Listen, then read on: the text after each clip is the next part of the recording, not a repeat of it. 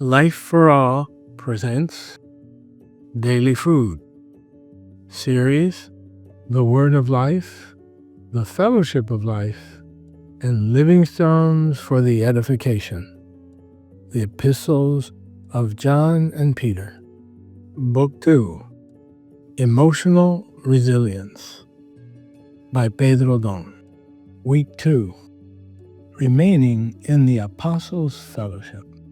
Saturday, being resilient against enemy attacks. Read with prayer.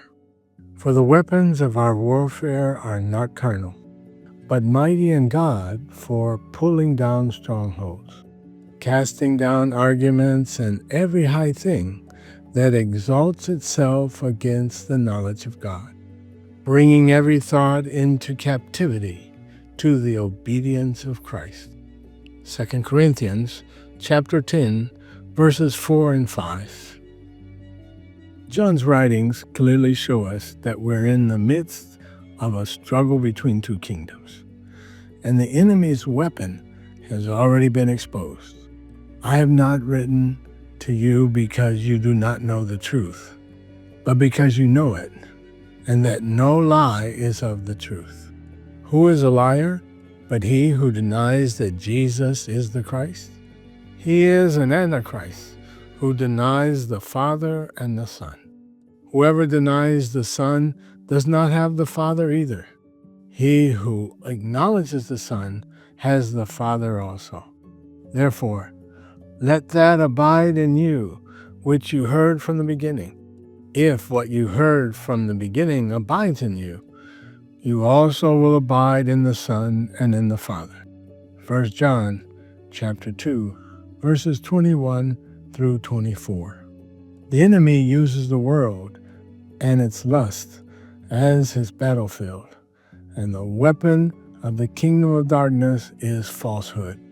We, however, have the truth as our weapon. It is the lie against the truth.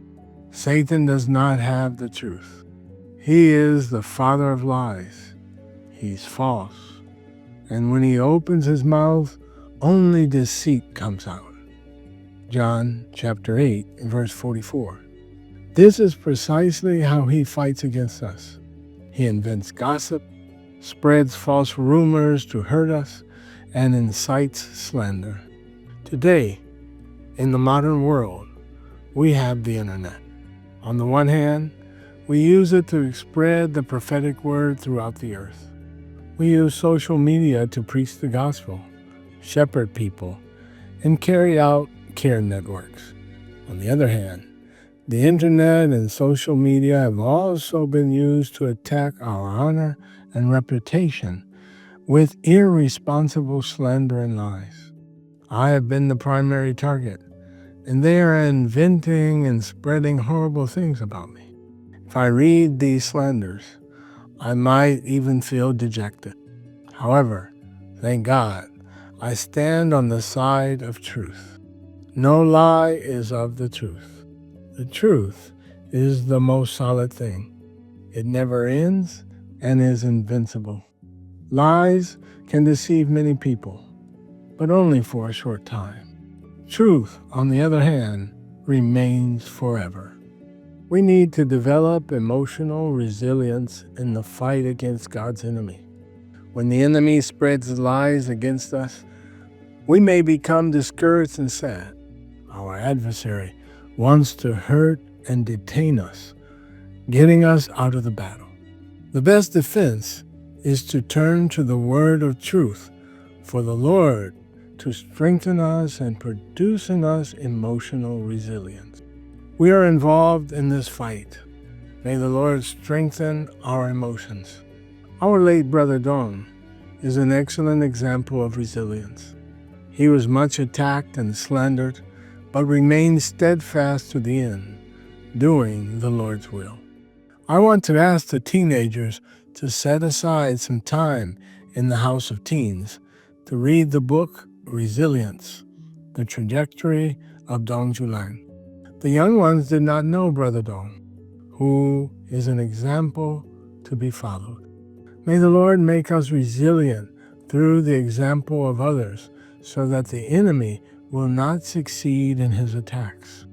When someone is attacked, let us stand by his side to comfort, courage, and fight together. The Apostle John clearly explains the main characteristic of the adversary, who is a liar, but he who denies that Jesus is the Christ. He is Antichrist, who denies the Father and the Son. 1 John chapter 2, verse 22. At that time, Satan used those who disagreed with John and did not accept him as God's channel to proclaim the word of life. They wanted to compete with the apostle and forged heresies, claiming that Jesus was not God or that Jesus was not a man. Thank God, we do not have this problem in our time, but we are alert to discern other weapons currently used by the enemy. He uses people driven by ambition or self-interest to hinder the furtherance of God's kingdom. Nevertheless, we are in the truth, and we are for the truth.